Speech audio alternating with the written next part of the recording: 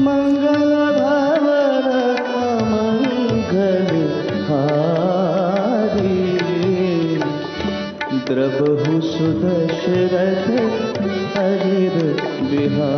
रामलला मूर्ति को नहीं सारा देशर चर्चा जोर धरछि। यारी भितर कर्णाटक शिल्पी अरुण जोगीराज चर्चा को आछंती। ये होउछंती सही व्यक्ति जो आंदोलन में पूजा पाउथवा रामलला मूर्ति को गढ़ी।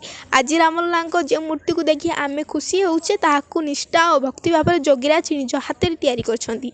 आ मूर्ति अपेक्षा रामलला हस आखि भक्तों को अधिक आकर्षण करुछि।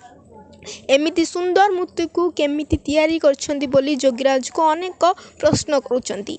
मूर्ति सीना मु गढ़ी थिली किंतु केमिति गढ़ा हेबो ताहा रामलला निजे मते आदेश देइछंती बोली जोगीराज कहिछंती। मूर्ति गढ़िबा पूर्वरु से अनेक गवेषणा करछंती कारण पत्थर उपरे थरे खोदेई गले ताहाउ लिभेई हबनी।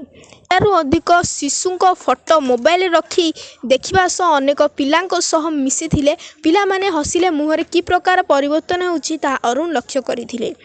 अनेक गवेषणा पर 5 वर्ष शिशुर मुह को आधार करी से रामलला मुख और आखि करथिले। किंतु मूर्ति गढ़िबा समय रे रामलला जहा कहउथिले मु सेमिति गढ़ुथिली बोली योगीराज निजे कहिछंती।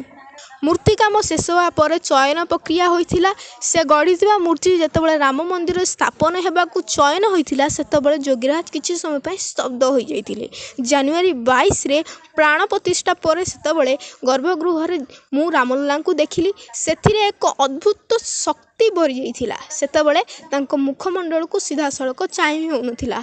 जहाकु गढ़ी से गर्भगृह रे चलंती प्रतिमा भली लागुथिली भली कहिबा बेले जोगीराज को आखि लुहरे पूर्ण हो गला।